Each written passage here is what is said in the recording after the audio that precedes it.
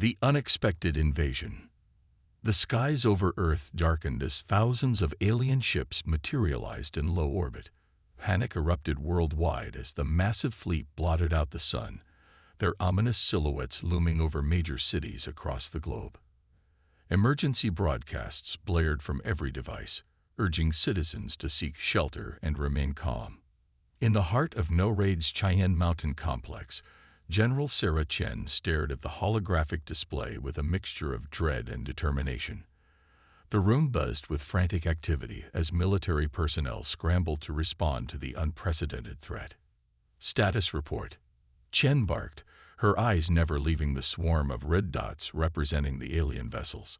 Major David Rodriguez, her second-in-command, approached with a tablet in hand. "Ma'am, we're looking at over 5,000 ships of various sizes. They've taken up positions over every major city and military installation. Our conventional forces are mobilizing, but—" Chen finished his thought. "But they're woefully outmatched." She took a deep breath, steeling herself for what came next. "It's time. Initiate Project Aegis." Rodriguez's eyes widened. "General, are you sure? The UN Security Council hasn't authorized." "To hell with authorization," Chen snapped. "If we wait any longer, there won't be an Earth left to defend. Do it." As Rodriguez hurried to carry out her orders, Chen turned to address the room. "Listen up, people. What I'm about to tell you is classified at the highest level. For the past 2 decades, we've been preparing for this day." The room fell silent as all eyes turned to the general. Operation Aegis is a network of orbital defense platforms disguised as communications satellites. Each platform is armed with energy weapons and kinetic strike capabilities that make our most advanced fighter jets look like Wright brothers prototypes. Murmurs of disbelief rippled through the command center. "I know this comes as a shock, but right now, Aegis is our best hope for survival. Let's show these invaders that humanity isn't as defenseless as they thought." High above the Earth, dormant systems awakened. Innocent-looking satellites began to unfold, revealing sleek weapon arrays and powerful engines. The alien fleet, focused on their invasion plans, failed to notice the threat until it was too late. Aboard the alien flagship, Supreme Commander Zaxxlier of the Cracksexy Empire surveyed the primitive world before him with disdain. These humans, barely out of their planetary cradle, would make excellent slaves for the glory of the Empire. "Commander," one of his subordinates called out, "we're detecting unusual energy signatures from the planet's orbital satellites." Zaxxlier's mandibles clicked in annoyance. "Analyze and disregard. Their primitive technology poses no threat to our—" His words were cut short as brilliant beams of energy lanced out from the supposedly harmless satellites, slicing through the hulls of dozens of Cracksexy ships. Caught completely off guard, the alien fleet scrambled to respond. "Impossible," Zaxxlier roared. "How could these savages possess such weapons?" On the surface, humans watched in awe as the night sky lit up with explosions and weapons fire. The Aegis platforms moved with surprising agility, outmaneuvering the larger alien ships and unleashing devastating barrages. In Cheyenne Mountain, Chen allowed herself a small smile as she watched the alien fleet's formation crumble. Status on Aegis. All platforms functioning at optimal capacity. Rodriguez reported. "We've destroyed approximately 15% of the enemy fleet, and they're falling back to regroup." Chen nodded. "Good, but this is just the beginning. They'll be back, and in greater numbers. We need to prepare for a prolonged conflict." As if on cue, a new alert sounded. Rodriguez's face paled as he read the incoming report. "General, we're detecting a massive energy buildup from the alien flagship. They're charging some kind of super weapon." Chen's mind raced. The Aegis platforms were effective, but they weren't designed to withstand that level of firepower. She made a split-second decision. Divert all power from the North American platforms to generate a shield over the eastern seaboard. That's their likely target. "But Mom," Rodriguez protested, "that'll leave us exposed." "Better us than millions of civilians. Chen replied grimly. Do it.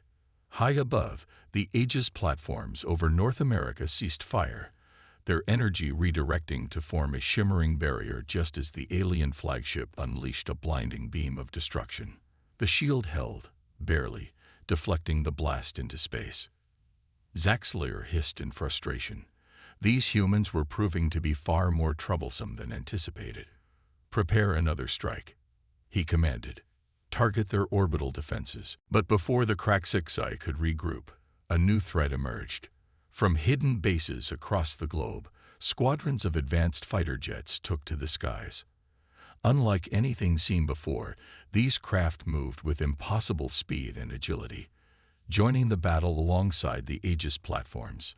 In the cockpit of the lead fighter, callsign Maverick, Captain Aisha Patel felt a rush of exhilaration as she pushed her experimental craft to its limits.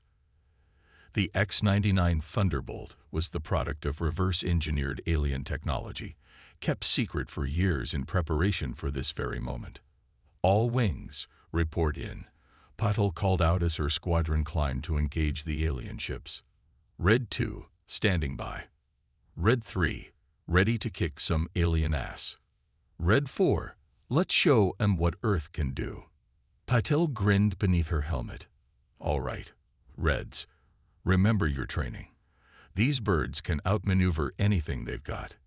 Hit hard and fast. The Thunderbolts streaked across the sky, their advanced energy weapons tearing through alien fighter screens. On the ground, civilians cheered as they watched Earth's defenders turn the tide of battle. Back in Cheyenne Mountain, Chen watched the holographic display with a mix of pride and concern. The Aegis platforms and Thunderbolts were exceeding all expectations, but the alien fleet still outnumbered them significantly. General, Rodriguez called out, we're receiving a transmission from the alien flagship. They're requesting to speak with our leader. Chen raised an eyebrow. Put it through. The main screen flickered to life, revealing the insectoid features of Supreme Commander Zaxxler. His compound eyes glittered with a mixture of rage and grudging respect. Humans, Zaxxler began, his words translated through an unseen device. You have surprised us with your hidden strength. But make no mistake, this is merely a setback. The full might of the Kraxixi Empire will descend upon your world, and you will be crushed. Chen stepped forward, her voice steady. We've given you a bloody nose today, alien. Take your fleet and leave, or we'll give you much worse. Zaxxler's mandibles clicked in what might have been amusement. Brave words. We shall see if you can back them up when we return. With that, the transmission cut off. True to his word, the alien fleet began to withdraw, their damaged ships limping away as the Aegis platforms and Thunderbolts harried their retreat. As the last of the Kraxixi vessels vanished into hyperspace, a cheer went up in the command center. But General Chen remained stoic. This isn't over, people. Not by a long shot. We've won the battle, but the war is just beginning. As if to underscore her words, a new alert sounded. Rodriguez's eyes widened as he read the incoming data. General, we're picking up multiple wormhole signatures at the edge of the solar system. It's another alien fleet, but they're not Kraxixi. Chen's brow furrowed. Friendly or hostile? Before Rodriguez could answer, the main screen came to life once more. This time, it showed a humanoid figure with silvery skin and large almond-shaped eyes. People of Earth, the alien began, its voice melodious and androgynous. I am Ambassador Zin of the Galactic Confederation. We have monitored your battle against the Kraxixi with great interest. Your bravery and ingenuity have impressed us. Chen stepped forward, her guard up. What do you want? Zin's expression remained serene. To offer an alliance. The Kraxixi are a scourge upon the galaxy, and they will return to your world with greater numbers. Alone, you may not survive. But together, we can put an end to their expansion once and for all. A tense silence fell over the command center as humans grappled with the realization that they were now players on a galactic stage. The choice they made next would shape the future of humanity for generations to come. General Chen took a deep breath, the weight of the world on her shoulders. She looked at the faces of her staff, saw the mix of fear and determination in their eyes, and made her decision. Ambassador Xin, she said, her voice firm, on behalf of Earth, we accept your offer of alliance. But know this, we won't be anyone's puppet. We'll fight alongside you as equals, or not at all. Xin's lips curved into what might have been a smile. We would expect nothing less from a race that has demonstrated such remarkable potential. Together, we shall prepare for the Craxixi's return and show them the true strength of unity. As the transmission ended, Chen turned to her staff. All right, people, we've got work to do. The Craxixi will be back, and we need to be ready. Let's show our new allies what humanity is really capable of. And with that, Earth took its first steps into a larger universe, forever changed by the events of a single day. The invasion that was meant to subjugate humanity had instead awakened a sleeping giant, one that would soon make its presence known across the stars. Alliance and adaptation. In the weeks following the failed Craxixi invasion, Earth buzzed with activity. The revelation of both the Aegis defense system and the existence of alien life had sent shockwaves through human society. Now, as Galactic Confederation ships hung in orbit alongside the Aegis platforms, humanity grappled with its new reality.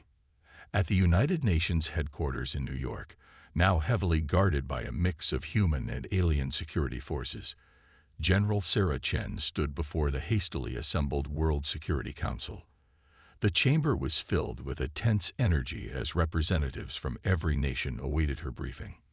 Ladies and gentlemen, Chen began, her voice echoing through the hall. The threat we face is unprecedented. The Craxixi Empire spans hundreds of worlds, and according to our new allies, they've set their sights on Earth as a strategic foothold in this sector of the galaxy. Murmurs rippled through the audience. Chen continued, her tone grave but determined. But we're not alone in this fight. The Galactic Confederation has provided us with advanced technology and tactical data that will be crucial in the coming conflict. She gestured to a tall, silvery figure standing nearby. Ambassador Xin has been instrumental in coordinating our joint efforts. Ambassador, would you like to address the council? Xin stepped forward, its large eyes scanning the room. Esteemed representatives of Earth, it began, its melodious voice carrying a hint of an otherworldly accent. Your world stands at a crossroads. The path ahead will be challenging, but know that you do not walk it alone. The Confederation sees in humanity a potential ally of great value. As Xin spoke, holographic displays flickered to life, showing schematics of advanced weapon systems and defensive technologies. We offer you these gifts freely, to aid in your defense and to accelerate your species' development. But make no mistake, the true strength of Earth lies not in these machines, but in the indomitable spirit we have witnessed in your people. Back at Cheyenne Mountain, now serving as the primary Earth Confederation Liaison Center, Major David Rodriguez oversaw the integration of alien technology with human systems. Confederation engineers worked alongside human scientists, their tentacled appendages deftly manipulating holographic interfaces. How's it coming along? Rodriguez asked, approaching Dr. Samantha Reeves, the lead human scientist on the project. Reeves looked up from her work, her eyes bright with excitement despite the dark circles beneath them. It's incredible, Major. The Confederation's quantum entanglement communication system is light years ahead of anything we've developed. Once fully integrated with Aegis, we'll have instantaneous, unhackable comms across the entire solar system. Rodriguez nodded, impressed. And the weapon systems? Even better, Reeves grinned. We're retrofitting the Aegis platforms with Confederation plasma cannons. They'll punch through Craxixi shields like they're tissue paper. As Earth's defenses were bolstered, humanity's best and brightest were recruited into a crash course in advanced alien sciences. Universities around the world established new departments overnight, with Confederation instructors teaching everything from xenobiology to faster-than-light propulsion theory. At NASA's Johnson Space Center, now expanded and renamed the Terran Space Command, Captain Aisha Patel led a group of elite pilots through training exercises in advanced simulator pods. The holographic displays showed a chaotic space battle, with thunderbolts weaving between massive capital ships. Remember, Patel called out as her squad executed a complex maneuver. The Kraxexi rely heavily on swarm tactics. Use their numbers against them. Lure them into tight formations, then hit them with area of effect weapons. As the simulation ended, Patel's second-in-command, Lieutenant Raj Kumar, removed his neural interface helmet. "Captain, these new Confederation targeting systems are incredible. It's like the ship becomes an extension of your body." Patel nodded, a determined glint in her eye. "We'll need every advantage we can get. Raj, the Kraxexi will be back, and they won't underestimate us again." While Earth prepared for war, diplomatic efforts continued in earnest. Ambassador Zinn, along with a delegation of human representatives, embarked on a tour of nearby Confederation worlds, seeking to build a coalition against the Kraxexi threat. On the lush world of Aethoria, home to a race of empathic plant-like beings, the delegation made their case before the Aetherial High Council. The chamber was a living structure, its walls pulsing with bioluminescent patterns that reflected the emotions of those present. "And so," concluded Chen, standing beside Zinn, "we ask not for charity, but for partnership. Earth stands ready to commit its full resources to this alliance. Together, we can put an end to the Kraxexi's expansionist aggression." The Aetherial matriarch, a towering figure with flower-like appendages, leaned forward. Her voice was a whisper, yet it filled the chamber. "We sense the truth in your words, humans. Your world is young, yet your determination burns brightly. The Aethorian Collective will stand with Earth and the Confederation." Similar scenes played out across a dozen worlds. Some races were eager to join the alliance, seeing in humanity a fierce new ally. Others were more hesitant, wary of drawing the Kraxexi's wrath. But with each successful negotiation, the coalition grew stronger. As these diplomatic missions continued, Earth itself underwent a rapid transformation. Confederation terraforming technology was put to use, cleaning up polluted areas and restoring damaged ecosystems. In return, humans shared their cultural wealth, art, music, and literature, which found enthusiastic audiences among many Confederation species. But amid the flurry of progress and cooperation, shadows lurked. In the dark corners of the internet and the back rooms of power, voices of dissent grew louder. Some humans saw the aliens not as saviors, but as a threat to humanity's independence. In a nondescript warehouse on the outskirts of Buenos Aires, a group of figures huddled around a makeshift communications array. The leader, a former military officer named Colonel Victor Ramirez, addressed his followers with fiery conviction. "They claim to be our allies," Ramirez spat, his face illuminated by flickering screens. "But mark my words, these aliens seek to subjugate us, just as the Kraxexi did. We must resist this insidious invasion before humanity loses its very soul." Unbeknownst to Ramirez and his fellow conspiracy theorists, their transmission was intercepted by a joint Human Confederation intelligence team. In a secure facility beneath The Hague, analysts pored over the data. "It's not just isolated incidents," reported Anna Petrov, a cyber intelligence specialist. "We're seeing a coordinated effort to undermine the alliance. Disinformation campaigns, sabotage attempts, even a few violent protests." General Chen, attending the briefing via hologram, frowned. "Do we have any leads on who's behind this?" Petrov shook her head. "Nothing concrete yet, but some of the tactics bear a striking resemblance to known Kraxexi psychological warfare strategies." Chen's eyes narrowed. "You think we have Kraxexi agents on Earth?" "It's a possibility we can't ignore," Petrov replied grimly. As the meeting concluded, Chen couldn't shake a sense of foreboding. Earth's greatest strength, its diversity and freedom of thought, could also be its greatest vulnerability. If the alliance fractured from within, all their preparations might be for naught. But before she could dwell on these concerns, an urgent alert flashed across her neural implant. Chen's heart raced as she read the message, her worst fears confirmed. "This is General Chen." She spoke into her communicator, her voice tight with tension. "Initiate Protocol Omega." "I repeat, initiate Protocol Omega." "The Craxixi fleet has been detected entering the Oort cloud. They'll reach Earth in less than 72 hours. As the alert spread across the globe and beyond, the nascent alliance faced its first true test. The Craxixi were coming, in numbers far greater than before. The next 3 days would determine not just the fate of Earth, but the balance of power in this corner of the galaxy. Humanity had evolved rapidly, but would it be enough? As Chen gazed out at the bustling command center, now a mix of humans and aliens working in perfect synchronicity, she allowed herself a moment of hope.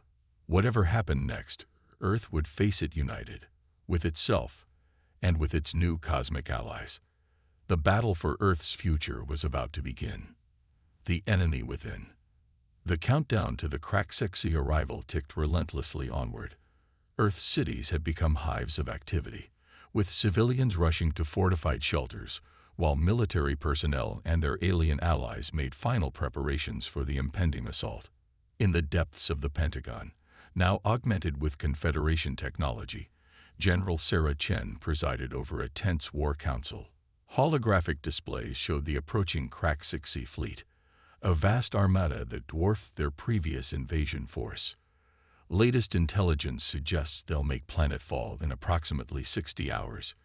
Chen reported, her face grim. "Ambassador Zin, what's the status of our reinforcements?" The silvery alien's large eyes blinked slowly. "Confederation forces from the nearby sectors are en route, but I fear they may not arrive before the Craxixi. We must hold the line with what we have." Major David Rodriguez cleared his throat. "Ma'am, there's something else. We've detected anomalous communications from several key military installations. The encryption is unlike anything we've seen before." Chen's eyes narrowed. "Craxixi? Possibly." Rodriguez nodded. "But if so, they've had access to our systems for far longer than we thought." The implications were chilling. Chen turned to Anna Petrov, the cyber intelligence specialist who had been monitoring potential alien infiltration. "Petrov, I want a full sweep of every system. If we have moles, I want them found and neutralized yesterday." As the meeting adjourned, Chen couldn't shake a sense of unease. They had prepared for an external threat, but could they have overlooked an enemy already within their ranks? Across the globe, the hunt for infiltrators began in earnest.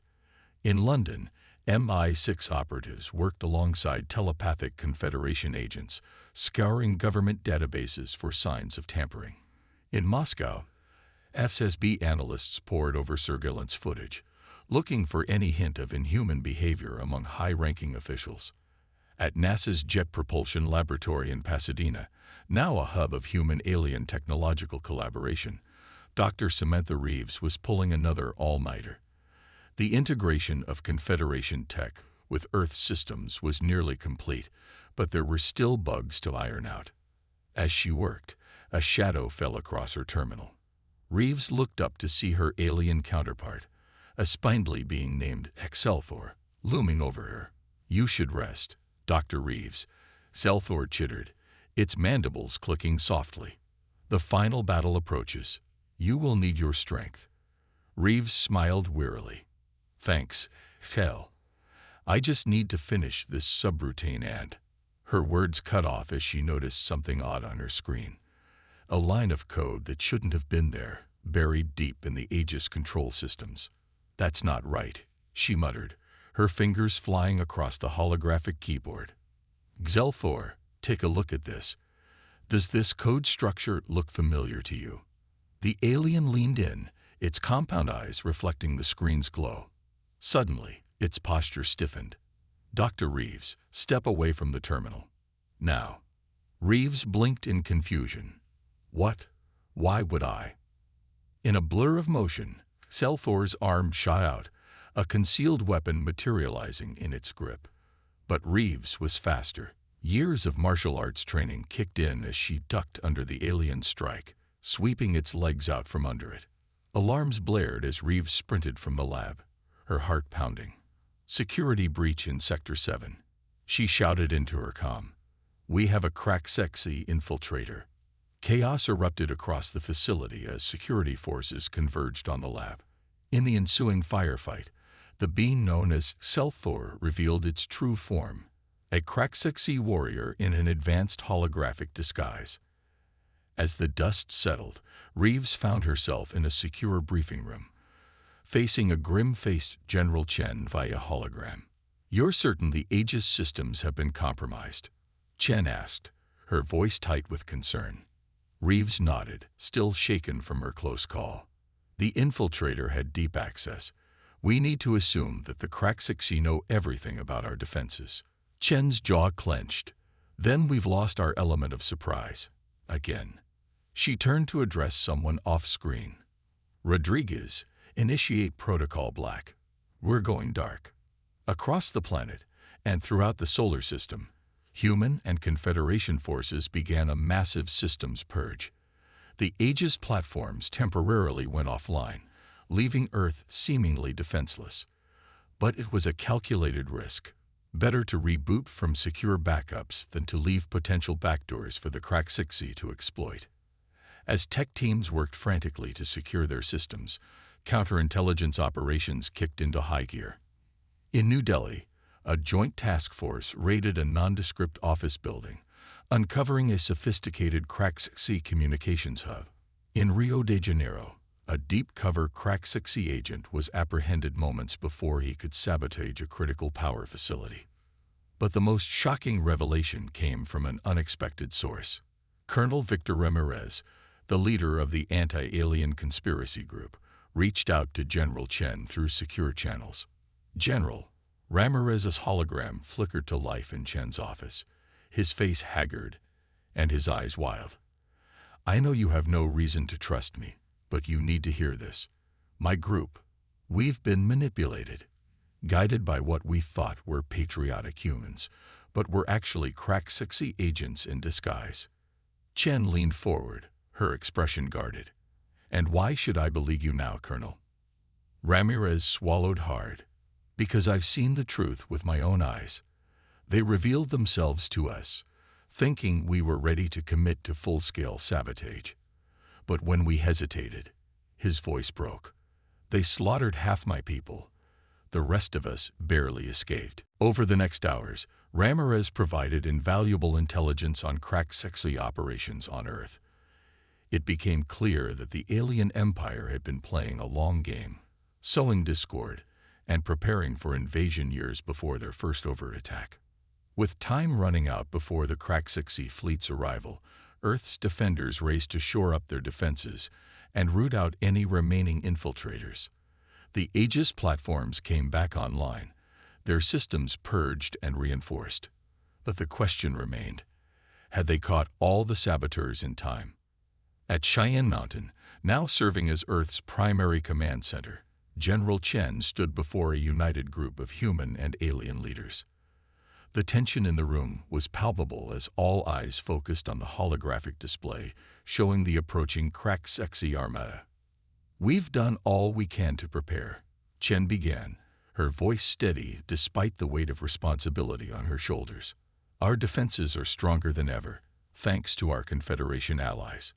But make no mistake, this will be the fight of our lives." Ambassador Zin stepped forward, its silvery skin gleaming under the harsh lights. "The Crack-6 underestimated humanity once before. They will not make that mistake again. But neither have they reckoned with the full strength of our alliance." As if on cue, new signals appeared on the display. Confederation reinforcements, arriving just in the nick of time. A cheer went up from the assembled leaders. Chen allowed herself a small smile before continuing. "We have one final card to play. Thanks to Dr. Reeves and her team, we've managed to reverse engineer some of the Crack-6 technology left behind from their first invasion. We now have limited ability to disrupt their ship-to-ship communications. Excited murmurs filled the room. This could be the edge they needed. But, Chen cautioned, we'll only get one shot at this. We need to time it perfectly, when it'll do the most damage to their command and control. As the War Council debated strategies and finalized battle plans, Shen found a quiet moment to step aside. She gazed out a reinforced window at the starry sky, knowing that somewhere up there, humanity's fate hung in the balance. A presence beside her made her turn. It was Captain Aisha Patel, looking resplendent in her new Thunderbolt flight suit. "Quite a view, isn't it, General?" Patel said softly. Chen nodded. "To think, a few months ago, our greatest concerns were terrestrial. Now we stand at the forefront of an interstellar war." Patel's expression was determined. "We'll be ready, ma'am. My pilots have trained hard. With the Confederation fighters flying alongside us, we'll give the Crack-Sixi a battle they'll never forget." Before Chen could respond, alarms blared throughout the facility. Major Rodriguez's voice came over the comm system, tight with urgency. "General Chen to the command center immediately. We have multiple hyperspace signatures. The Crack-Sixi fleet has arrived ahead of schedule." Chen and Patel shared a look of grim determination. This was it, the moment that would define the future of humanity and their place in the galaxy. As they rushed to the command center, Chen's mind raced with a mix of fear and resolve. They had prepared as best they could, rooted out traitors, and forged new alliances. Now it all came down to this. The battle for Earth was about to begin, and the fate of not just one world, but an entire sector of the galaxy hung in the balance. As Chen took her place at the command center, issuing orders and coordinating with their alien allies, one thought burned in her mind. Today, humanity would prove once and for all that they were a force to be reckoned with in the cosmic arena. The Crack-Sixi, and indeed the entire galaxy, were about to learn just how fiercely Earth could fight when pushed to the brink. The final countdown had begun. The final stand. The sky above Earth erupted into a dazzling, terrifying spectacle as the Crack-Sixi armada dropped out of hyperspace. Thousands of alien warships, their hulls gleaming with an otherworldly sheen, filled the orbital space around the planet. For a brief moment, an eerie silence fell over the world as humanity collectively held its breath. Then, all hell broke loose. In the Cheyenne Mountain Command Center, General Sarah Chen barked orders as holographic displays flickered with real-time battle data. Aegis platforms, engage at will. Thunderbolt squadrons, launch and form up with our Confederation allies. Outside, the Aegis orbital defense platforms roared to life, their upgraded Confederation weapons unleashing devastating barrages against the Crack-Sixi fleet. Brilliant beams of energy lanced across space, punching through alien shields and rupturing hull plating. Captain Aisha Patel's voice crackled over the comms as her Thunderbolt squadron streaked into the fray. "This is Red Leader. All wings report in and engage enemy fighters." The space around Earth became a chaotic melee of dueling starfighters. Human pilots, their skills honed by months of intensive training with alien technology, held their own against the more experienced Crack-Sixi. The Thunderbolt's advanced maneuverability allowed them to dance between enemy formations, sowing confusion and destruction. Aboard the Crack-Sixi flagship, Supreme Commander Zaxxlier seethed with rage. The humans and their allies were putting up far more resistance than he had anticipated. "Launch the planet cracker," he ordered, mandibles clicking furiously. "If we cannot conquer this world, we will destroy it." A massive ship, easily dwarfing even the largest Crack-Sixi battlecruisers, began to move into position. Its main weapon, capable of shattering a planet's crust, started to power up. In the command center, Major Rodriguez's eyes widened in alarm. "General, we're detecting an enormous energy buildup from the enemy flagship. If that weapon fires..." Chen's mind raced. They had to stop that ship, but their forces were spread thin, barely holding the line against the Crack-Sixi onslaught. Then an idea struck her. "This is it," she muttered. "Our one shot." She turned to Rodriguez. Initiate Operation Blackout. Now, across the battlefield, human technicians activated the reverse-engineered Crack-6C communication disruptors. For a crucial few minutes, the alien fleet's coordination collapsed into chaos. Ships collided, formations broke apart, and their defenses faltered. Chen seized the moment. All forces, concentrate fire on the planet cracker. Everything we've got. A storm of energy beams, missiles, and mass driver rounds converged on the massive Crack-6C weapon. Its shields buckled under the assault, and explosions blossomed across its hull. With a final, cataclysmic detonation, the planet cracker broke apart, taking a significant portion of the Crack-6C fleet with it. A cheer went up in the command center, but Chen knew the battle was far from over. The Crack-6C, enraged by the loss of their superweapon, pressed their attack with renewed ferocity. On the front lines, Captain Patel's squadron found themselves in a desperate dogfight. "Red 3, on your 6, Patel shouted, her thunderbolt corkscrewing through space to shake off a pursuing Crack-6C fighter. Lieutenant Raj Kumar, piloting Red 3, jinked hard to port, narrowly avoiding a burst of enemy fire. "I can't shake him." Kumar's voice was tense with concentration. Patel gritted her teeth. "Hang on, Raj, I'm coming." She pulled a high turn that would have liquefied a less prepared pilot, lining up a perfect shot on Kumar's pursuer. Her weapons found their mark, turning the Crack-6C fighter into an expanding cloud of debris. "Thanks, Captain," Kumar breathed. "I owe you one." "Buy me a drink when we win this thing," Patel replied, already moving to engage the next target. But for every enemy they destroyed, it seemed two more took its place. The human and Confederation forces found themselves slowly being pushed back, their lines bending under the relentless Crack-6C assault. In orbit, the Aegis platforms, despite their upgrades, began to fall one by one to concentrated enemy fire. Earth's defensive screen was collapsing, and Crack-6C drop ships began to penetrate the atmosphere, heading for major cities. General Chen watched the battle unfold with growing desperation. They were losing. Despite all their preparations, all their technological advances, the sheer numbers of the Crack-6C were overwhelming them. "General," Ambassador Zin's melodious voice cut through the chaos of the command center.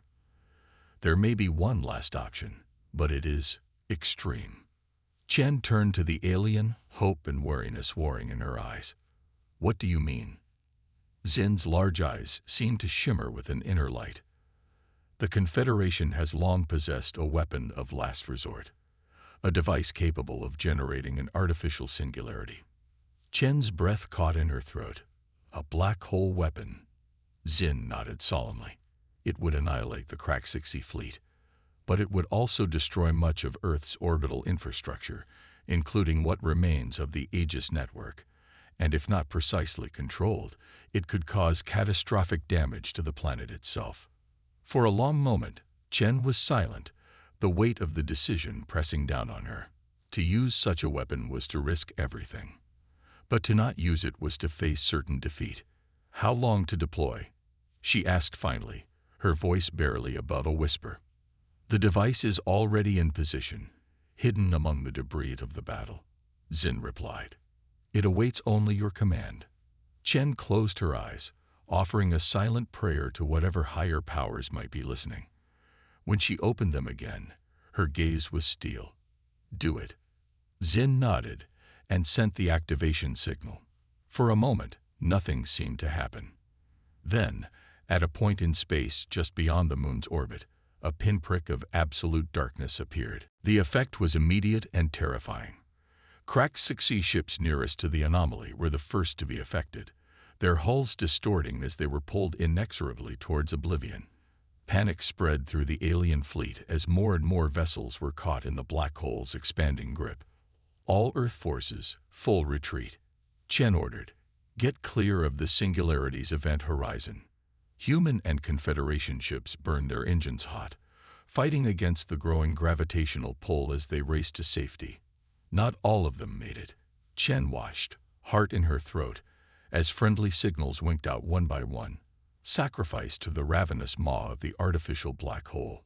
Supreme Commander Zaxxler, realizing the tide had turned, ordered a full withdrawal. But it was too late for much of his fleet. The singularity grew larger, its hunger insatiable, consuming Crack-60 ships by the hundreds. After what felt like an eternity, but was in reality only minutes, Din spoke again, initiating singularity collapse. The black hole wavered, then imploded in on itself with a flash of radiation that briefly outshone the sun. When the light faded, a vast emptiness was left where the mighty Crack-60 armada had once been. In the stunned silence that followed, Chen surveyed the holographic battlefield. Earth's orbital defenses were in ruins, and thousands of lives had been lost. But they had won.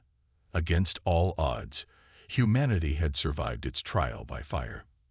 As reports began to flood in from around the world, of Crack-60 ground forces surrendering, of cities battered but unbowed, Chen allowed herself a moment of quiet reflection. They had paid a terrible price for this victory, but in doing so, they had secured humanity's place among the stars. The battle was over, but Chen knew that the real work was just beginning. Earth would need to rebuild, to strengthen its defenses, and to take its place as a full member of the galactic community. As she prepared to address the world and share news of their hard-won victory, Chen's thoughts turned to the future. The Crack-60 had been defeated, but the galaxy was vast and full of unknown threats and potential allies. One thing was certain: humanity had proven itself. They had faced extinction and emerged stronger, more united, and ready to meet whatever challenges the cosmos might throw at them next. The dawn of a new era had arrived, and Earth would face it standing tall among the stars. Aftermath and New Horizons. The weeks following the Battle of Earth were a blur of activity as humanity began the monumental task of rebuilding. The scars of war were visible from orbit, the wreckage of Aegis platforms, and alien ships forming a new ring of debris around the planet. But amid the destruction, there was hope. In New York City, a joint session of the United Nations General Assembly convened to chart humanity's path forward. The chamber, once filled solely with human delegates, now hosted a colorful array of alien representatives. General Sarah Chen, hailed as the hero of Earth's defense, took the podium. Distinguished delegates, honored guests. Chen began, her voice carrying the weight of recent events. We stand at a crossroads in human history. The Crack-60 invasion has forever changed our place in the universe. We are no longer alone, no longer confined to our planetary cradle. The stars, with all their wonders and dangers, await us. As Chen spoke, holographic displays showed the ongoing cleanup efforts. Confederation ships worked alongside human vessels to clear orbital debris and repair damaged infrastructure. On the ground, alien medical technology saved countless lives in the aftermath of the invasion. Our victory came at a great cost. Chen continued, her eyes scanning the crowd. We mourned those we lost, both human and alien alike. But their sacrifice has secured for us a future among the stars. Today, we take our first steps towards that future. Ambassador Xin stepped forward, its silvery form gleaming under the chamber's lights. The Galactic Confederation formally extends an invitation to Earth to join as a full member world. Your bravery in the face of the Crack-60 threat has proven your worth beyond doubt. A thunderous applause filled the chamber. Humanity was about to enter a new age of interstellar cooperation and advancement. In orbit, the first of Earth's new defense platforms took shape. Unlike the hidden Aegis network, these were proudly visible, a declaration to the galaxy that humanity was here to stay. Captain Aisha Patel, newly promoted to commander, supervised the construction from the bridge of the UES Horizon, Earth's first true interstellar vessel. Quite a view, isn't it? A familiar voice said behind her. Patel turned to see Major David Rodriguez, now her XO, join her at the viewport. Patel nodded, a small smile on her face. Hard to believe how far we've come in such a short time. A few months ago, we thought we were alone in the universe. Now look at us. Rodriguez chuckled. If you told me back then I'd be serving on a starship, I'd have said you were crazy. But here we are, boldly going and all that." Their conversation was interrupted by a comm alert. "Commander Patul to the bridge. We're receiving a priority transmission from Cheyenne Mountain." On the main view screen, General Chen's face appeared. "Commander, how goes the shakedown cruise?" "Smooth sailing so far, General," Patul reported. "The Confederation engineers really outdid themselves with this ship. She's a beauty." Chen nodded approvingly. "Good to hear, because you're about to take her on her first official mission. We've received a distress call from a Confederation outpost in the Procyon system. Apparently, they're dealing with some Krak-6 remnants causing trouble." Patel straightened, excitement coursing through her. "We're on it, General. The horizon will show those bugs that humanity's reach extends beyond our solar system now." As the transmission ended, Patel turned to her crew, a mix of humans and alien allies. "All right, people, you heard the General. Let's show the galaxy what Earth can do. Helm, set course for Procyon. Engage warp drive." The stars on the view screen elongated into streaks of light as the horizon leaped into faster-than-light travel, carrying humanity's hopes and dreams with it.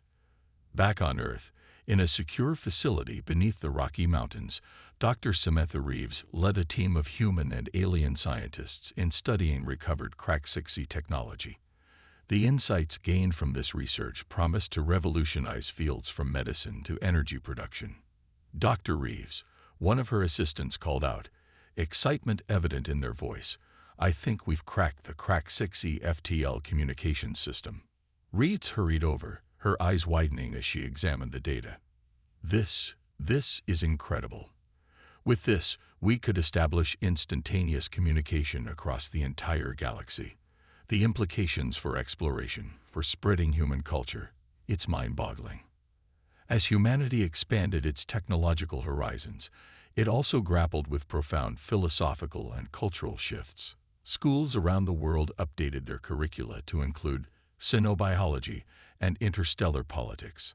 Artists and writers found inspiration in humanity's new place among the stars, creating works that captured the wonder and challenge of this new era. In the halls of power, discussions turned to the future of human governance in an interstellar age. The United Earth Government was formed, a body designed to represent humanity's interests on the galactic stage while preserving the autonomy of individual nations. Not everyone embraced these changes with open arms. Pockets of resistance remained, those who feared the loss of human identity in the face of alien influence. But for the most part, humanity moved forward with cautious optimism, eager to explore the vast frontier that had opened before them. 1 year after the Battle of Earth, a grand ceremony was held at the newly constructed Unity Plaza in Geneva.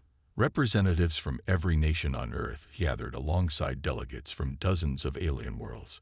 General Chen, now serving as Earth's first ambassador to the Galactic Confederation, took the stage. 1 year ago, she began, her voice carrying across the hushed crowd. "We faced our greatest challenge.